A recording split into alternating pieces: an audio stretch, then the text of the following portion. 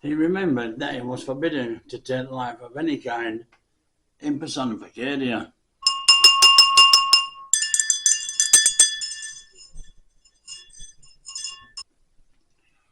Chapter 17.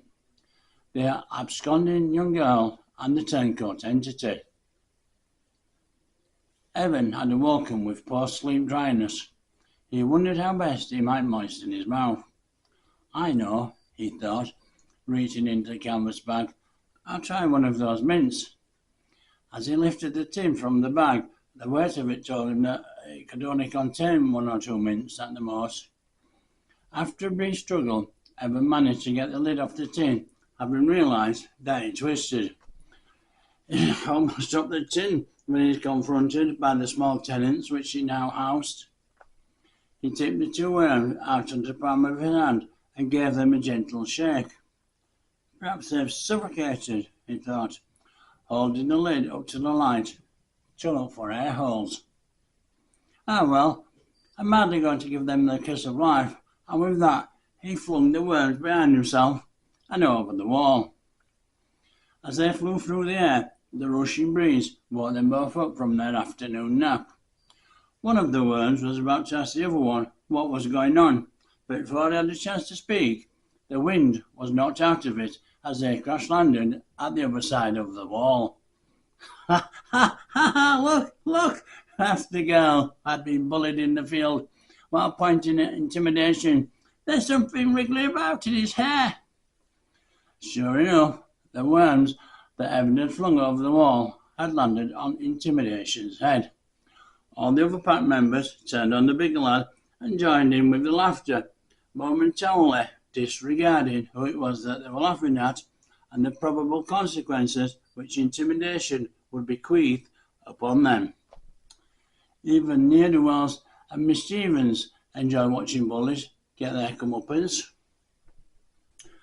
All the young entities were laughing at or only smirking at the big buffoon who was bent before them, trying to untangle the worms from his hair.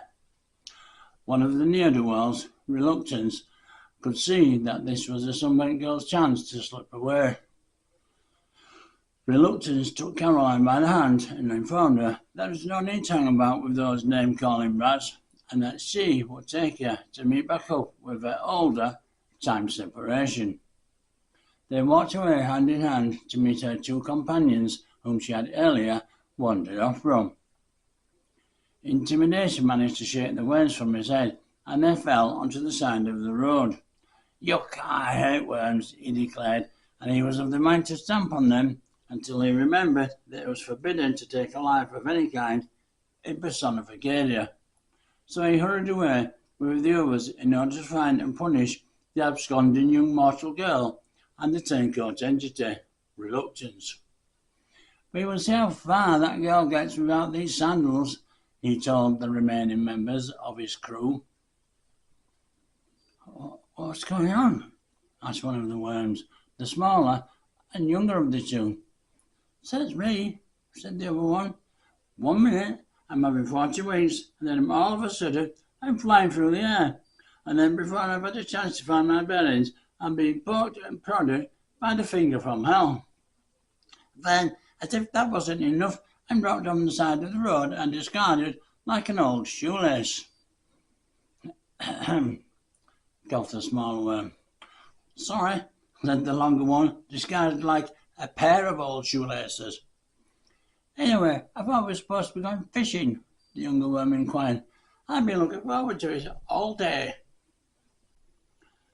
You obviously do not understand the concept of fishing, especially from a worm's point of view, the older one pointed out.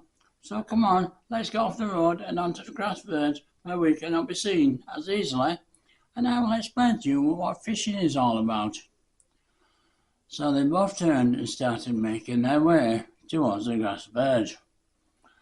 However, because the young worm was a lot shorter than his companion, he had to wriggle frantically in order to keep up with the long worm.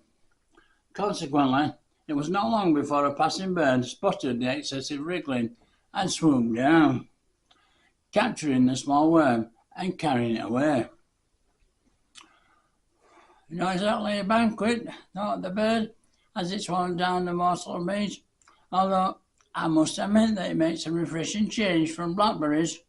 As it flew away, it squawked with delight, waking up Fate as it passed by. Oh, I must really have nodded off, thought Fate, hoping that the boy had not gone and got himself into any trouble. He was already concerned about the possible consequences of bringing the two mortals on an unsanctioned journey, without the added pressure of losing the young time separation. Fate followed Evan's line of vision and saw Woody walking on the wall at the far end of the field. Fate and Evan marvelled at the dexterous agility that the youngster displayed as he moved effortlessly along the stone wall. With the carefree demeanour that the boy possessed, he made Evan feel quite proud. Woody stopped as he reached a point in the wall where the part of the blackberry bush grew up and over, trying its best to climb into the adjoining field in order to avoid the preying eyes and beaks of hungry birds. Looking up and across at Evan and Fate, the boy realised that he was being watched. He gave them a big arcing wave as they had been away on a long journey to some distant adventure. Then he jumped up and over the bush, easily clearing all the prickly brambles. As he landed, the plimsoll with the loose toe cap nearly came off, but he shuffled it back on, took a bow, and ran over to his older self. Evan raised himself to one knee and gave himself a big hug. He then told him how wonderful he thought he was. He almost faltered with his words, which his heart wanted him to say, but the realisation they had not seen this young, innocent version of himself in 14 years pushed the manly nonsense into the grass. I love you, he told Evan. I love you too, Evan, replied the youngster. Fate watched their display of tenderness, feeling pleased that Evan had said the words. We ought to move things along now, suggested Fate. So they walked over the gate and each one weaved their way through.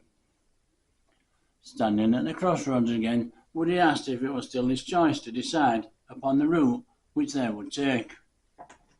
Evan assured them that it was, and the youngster gave the matter some thought.